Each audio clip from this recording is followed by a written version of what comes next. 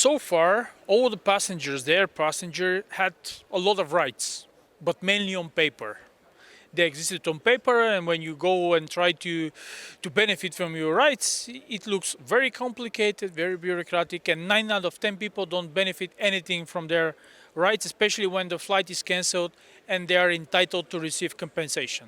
What we did now is when a plane delays more than 3 hours and the passenger is entitled to receive compensation, then the airline is in charge and it's responsible to contact the passenger and send the detailed information how the compensation could be received.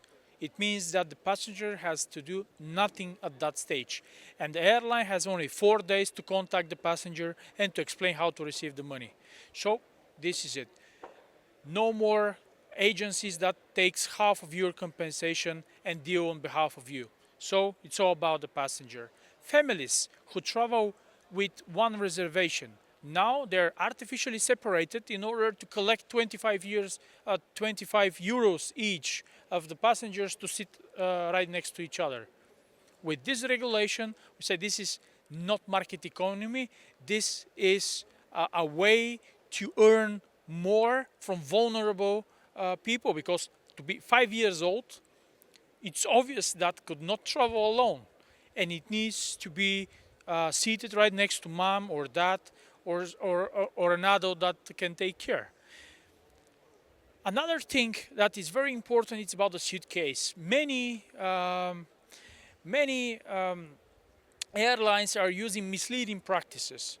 For instance, you're selling 1999 ticket.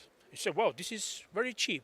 And on the search engines and the platforms that are selling tickets, that appears on the very top. This is the first thing you see. So you go for the cheapest.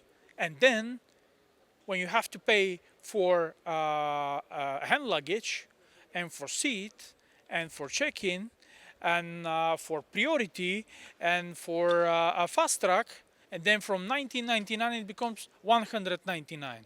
So this is misleading. What we did is price transparency. Every price you've seen online, it means that the hand luggage is included. And before you ask me, yes, but it means that people who travel light have to pay for those who travel with suitcase. Not exactly, because on the process of booking the ticket, then you can tick that you travel only with a backpack or a lady purse, and you receive a discount on the ticket. So it's both the airlines protected and the passengers.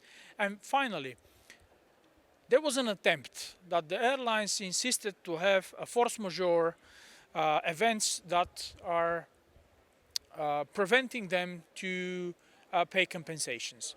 For instance, a technical failure of the plane or a sickness of a crew member. This is all gone. Because if you own a planes and your business is to earn from flying those planes, then it's your responsibility to keep them in condition to fly properly, safely, and benefit from that. If there is bad weather conditions, if there is a terrorist attack, God prevent that. If there is a unannounced strike, for instance, on a third party such as ground services or air traffic controls, this is out of the scope of the airline's responsibility. Of course, they don't have to pay anything to anyone when there is a volcano erupted or there is a heavy snow falling, something like this. I think this is in the yesterday's newspaper, put it that way, because we all expect that in Friday the conflict in Iran will be over and Hormuz will be open and there will be sufficient supply of air, plane fuel, and of course petrol as well for all the refineries across Europe, and then there will be, let's say, a normal prices and supply to all of the customers. So I don't find this as an excuse to avoid paying compensation when you're responsible. We will vote in the hemicycle just behind me the new regulation, and then it entered to force, but having in mind that the airlines will have 12 months of period to accommodate to the new conditions. Well, there is a political answer and an honest one, and I prefer the honest one.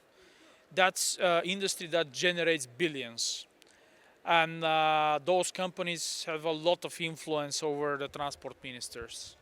And it took so much time because maybe it was hard to find a balance between those interests, between the passenger rights and the perfectly honest and legal business of flying planes, which is quite beautiful actually.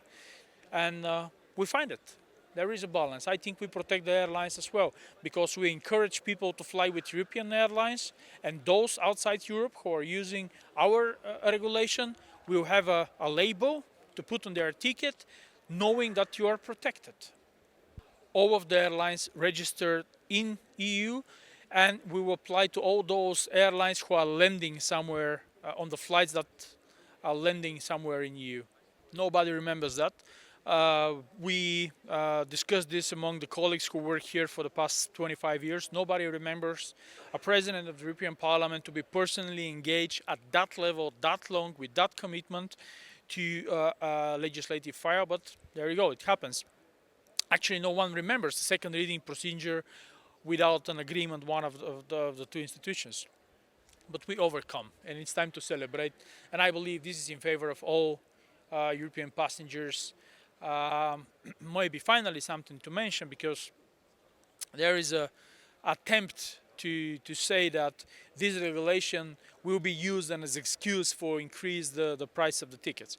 We have a calculation, it's made by the European Commission, and it's clear that that regulation costs 1.8 euro, less than 2 euros per ticket.